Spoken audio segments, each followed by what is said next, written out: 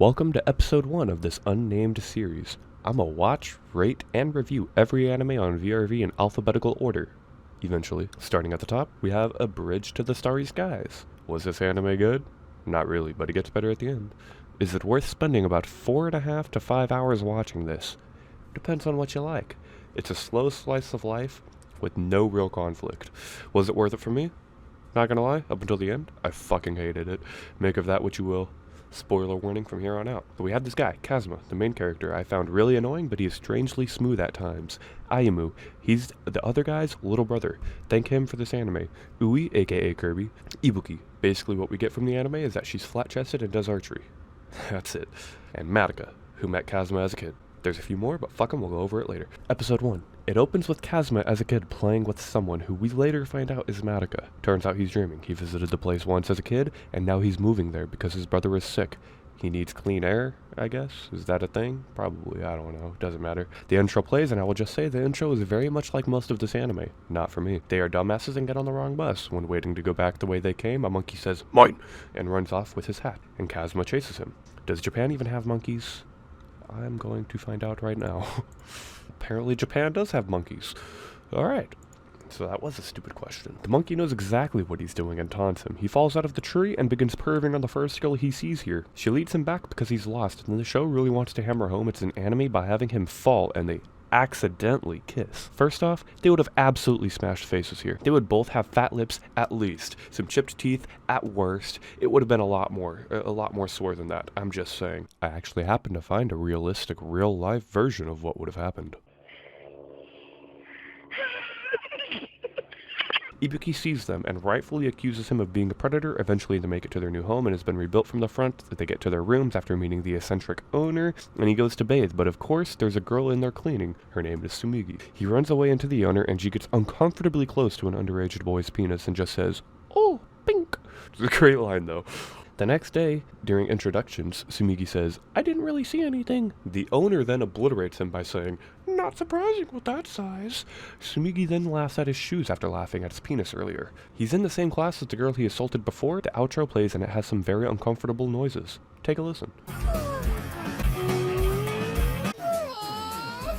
Episode 2 starts with another flashback/dream of Ui eating cake, foreshadowing for the future. Ibuki makes a fool of herself, and then this guy named Daigo, who is also the teacher's son, which has zero relevance to the story by the way, performs a matrix dodge on a piece of chalk his mom threw. Everybody meets, and Ui is an airhead of course. Ibuki textbook blocks Kazuma, and then we see that Ui could probably put Matt Stoney to shame. They foreshadow the mountain here, and then they call Kazuma out for being a good brother. They visit a bunch of stores, but these city boys aren't impressed. Ui likes cheese and adds it to stuff, and Kazuma remarks, "That's why it tastes like cheese." Ui, still recovering from the trauma of being assaulted, instantly assumes he's talking about the kiss, and then gets flustered and says, "It shouldn't taste like cheese." But he was just talking about a muffin or some shit. I'm surprised she even gave him at lunch. It's a good time to mention it now, but the main song they use is so annoying. It could be used as CIA torture music. I mean, listen to this. They spread around everybody's secrets, and then Ui races Kazuma to the temple, but gets a massive head start because she's a cheating cunt, I guess. Kazuma then meets the temple girl who, oh my god, is the girl he played with. She then rightfully runs away in fear. Episode 3, yet again, we open with a flashback, but this time we see that Madoka is thirsty for Kazuma, and she still dreams of him years later. The owner hears Kazuma and Ayumu getting ready in the morning. "It's really standing straight up." I can't help it. It gets in the way sometimes in the morning. "It never gets better unless I do it for you." Hurry up and do it. Alright, here I go. She rightfully assumes that Kazuma is molesting him. They spot a stalker in the morning and Ui brings a buffet for lunch. He spots the stalker again and gives chase, and chases her way too far in my opinion. It turns out to be Madoka and he grabs her, which is very obviously making her uncomfortable, but he can't take a hint and she throws him around like a rag doll. We find out her grandfather was a ninja and the owner cleans Kazuma's room for him. Sounds nice. Kazuma bows into a 90-degree angle to say sorry and then she gets embarrassed. He then makes her cry and then gets attacked by someone, Kyoto, flinging acorns from a tree. She has perfect aim. They stand off and then she disappears right in front of their eyes. He gets threatened and then awkwardly checks his brother's temperature. He gives him a piggyback ride and then Ui thinks about it and realizes she wants to He catches a spy and laughs at Ui who has already started eating. Episode 4. He bumps into someone named Hina, makes them drop their phone, gives it back and says cute. There's a misunderstanding, she gets embarrassed and storms off. We see that Ui is a firebender, and then they explain a triathlon because Kazuma is adult. Kazuma has to participate, so the owner Mr. Miyagi's his ass with wash on, wash off. He says, nah bitch, and goes for a run. He finds a random bag, sees Kyoto, there's some weird panty shots, she proceeds to fall off the tree and land straight on his face. The show gets weird. He pulls the Uno reverse card on her, and so they carry the bag together, in what I would consider to be a very ineffective way to carry a bag. They then meet the chillest old man named Gen. Then we see Hina talking to herself. We see Ui training like the LA Beast, getting ready to drink 50 raw eggs, and I find out pinky promises are way more brutal in Japan. Cross my heart and hope to die. Stick a needle in my eye. It's a pinky swear. We see incredible backup speed from Hina, who has more solo conversations with stuffed animals, and then they mention a bridge in the sky, and I'm finding the yawns in the outro to be more and more relatable. Episode 5, we start with Ayumu getting indoctrinated. There's a triathlon or whatever, we find out Ui is a cyborg, and this bimbo keeps trying to jump when getting a sprinting start would work way better. Through the power of boners, she makes it past, and then she gets stuck in the next one. If she would turn sideways, she would fit. She has 0 brain cells. And then she commits a murder. Ibuki can't focus unless it's murderous intent. Ui's mother is ruthless. Then they flex food, which admittedly looks good as fuck. There's some bum fights, and this announcer is amazing. Daigo sets up Ayumu, who comes out yelling in a pink cheerleader outfit, which Kazuma approves of. As someone whose older sister dressed me up a lot as a kid, I feel sorry for him. They need to finish 30 bowls of beans, which is ridiculous. But for Kirby, that's no problem at all. And then it's catching 10 eels. It's an absolute shit show. Kyordi gets ahead and gets a wedding dress. Ui isn't far behind and gets a penguin suit, which fits her oddly well. Hina is trying to cop a feel, so she runs. Just look at the face. Kyordi snaps her ankle, which actually looks like it would hurt. Kazuma, dressed up as the groom, carries her to the end. She gets her hand across first and wins. She gets interviewed and then completely ignores the interviewer to talk to some sick kid. Episode 6, Madoka still loves him after so long, even though we find out he's never heard of exams. In the next scene, the music track continues to drive me insane as their study session gets ridiculously big. Ui studies the only way I know how. After studying it, they all decide to take a bath for some reason. Why bathe after studying? It doesn't really make sense. Well, for the plot, of course. Daigo decides to perv, but gets murdered. No, really, he would have died here. There's no chance the shampoo in his eyes would be the only thing wrong after a fall like that. Also, he sucks at creeping. If you're going to do it quietly at least. Fucking retard. This anime has some weird scenes. Aren't all of these characters underaged? Titty Magic wins ping pong, and then we get to a complaint I have in most anime. The look around thing. If you don't know what I'm talking about, it's this.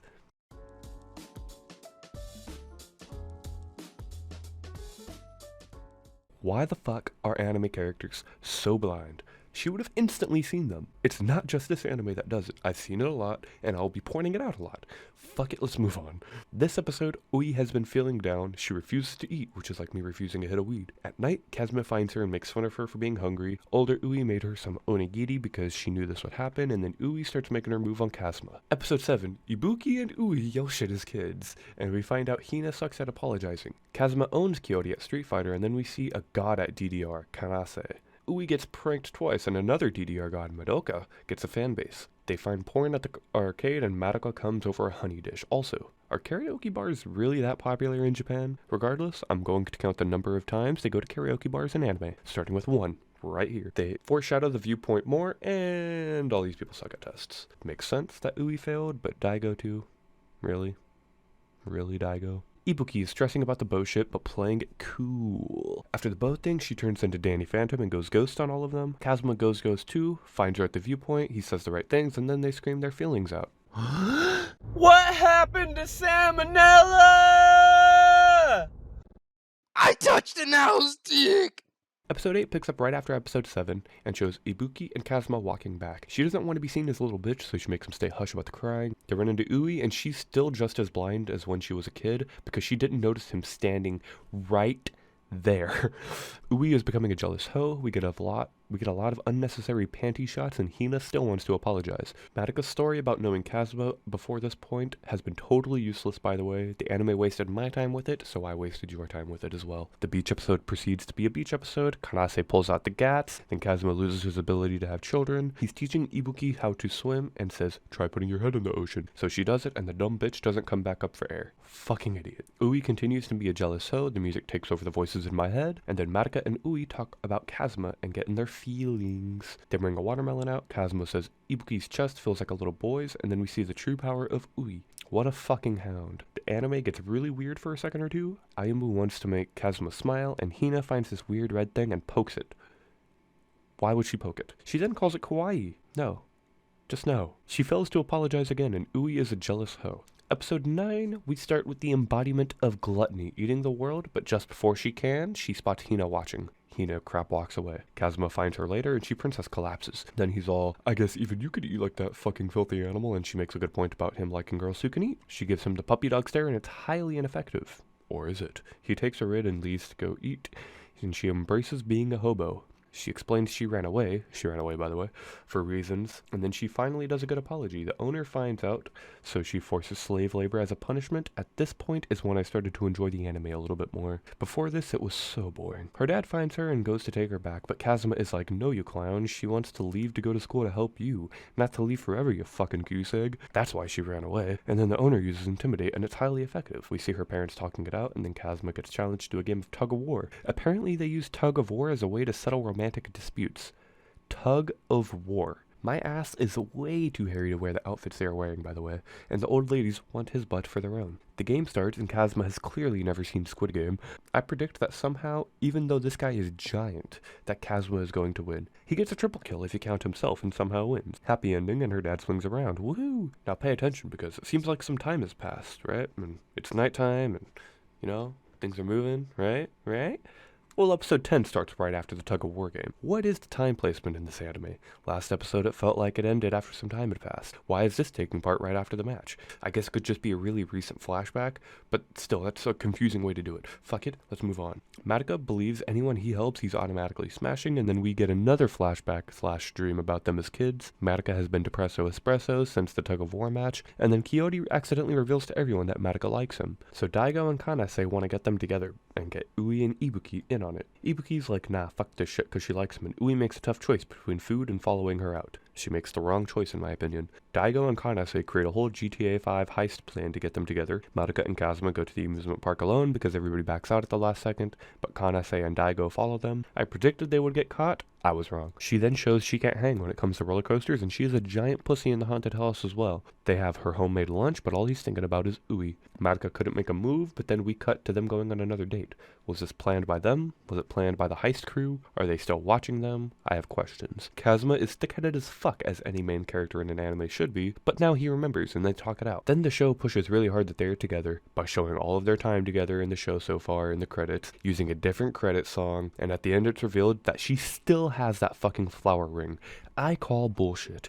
There is no way that thing would still be intact. It would be dust by now. If it wasn't, it would have been when she touched it. If it somehow didn't turn to dust then, it definitely would have when she put it in the fucking water. No chance she would have been able to keep that all these years. No way. Episode 11, we find out that he actually rejected her. Or maybe it told us in the last one and I just wasn't paying attention. She's cool with being friend-zoned though. They mention a play and Ui insists that Kazuma is like a big brother. Ibuki says, if you don't do something, I'll steal him from right under your fucking nose, you ungrateful bitch. Kidding. Ibuki was not kidding. Ayumu calls Ui to ask if he could draw her, and she says, yeah man, no problem, I love getting drawn naked. Wait, I'm like, anyway, see you tomorrow, bye. She was really ready to get nude here. Kazuma gets kicked out for the day, so it'll be a surprise that Ayumu is drawing, and he runs into Ibuki, and she makes him take her on a date. They get spaghetti, and I have never been to a restaurant that serves spaghetti like this. Look at the portion size. Just gonna mark this down as 2. I feel called out when Ayumu mentions that she must be tired from sitting for too long. Then we get a flashback to the beach episode where they just play the same clip but throw a filter over it and call it a day. They straight up lie to Ayumu's face and just tell him that they're already dating when they aren't. Ui slips up and says, we aren't dating yet. Ibuki just straight up says, why don't we date? Kazuma laughs her off and says no, but then he feels bad so he goes back to say no without laughing. Ibuki reveals herself to be a demigod when she summons rain with her tears. Ui says congratulations before finding out her brother is having a kid like some sort of omniscient god. Episode 12. Finally. This was a slog for most of it, but here we are. We start with a song that haunts my nightmares. Ayumu is getting assaulted by a wasp and nobody cares. The owner then slaps the shit out of it with ease. Also, Kazuma is going to play the male god at the play because of course he is. They mention something about planting a seed and we get some information on the Bridge of Stars or some shit. They all meet up and now Ui feels awkward around Kazuma. But wait. Why does he feel awkward around her now? He shouldn't. What happened? Did something happen between them that I missed? I don't know. I don't know. They have an awkward walk for a bit until Hina sneak 100s her way between them without either of them noticing somehow. Kanase is a genius and sells her older sister's goddess pics to boys for money. Ui realizes she loves Kazuma, the dumb bitch then tries to answer her remote. Sumigi, who is going to play the goddess, pulls a galaxy mind play, faking being sick and forcing Ui to do the role. This whole scene is ritualistic as fuck and the ambient noise would make this a trip to watch on acid. He notices it's Ui on the other boat, opens his scroll and realizes he was set up. They confess to each other. We see Ayumu is going to be drowning in pussy when he's older, and the last 10 seconds of visuals are pretty nice. Overall, it's alright. I did not like most of it, but I did like some parts. I feel like I didn't completely waste my time watching it, but I'm not glad I spent my time watching it either. Overall, I'd give it 3 stars out of stars in the sky.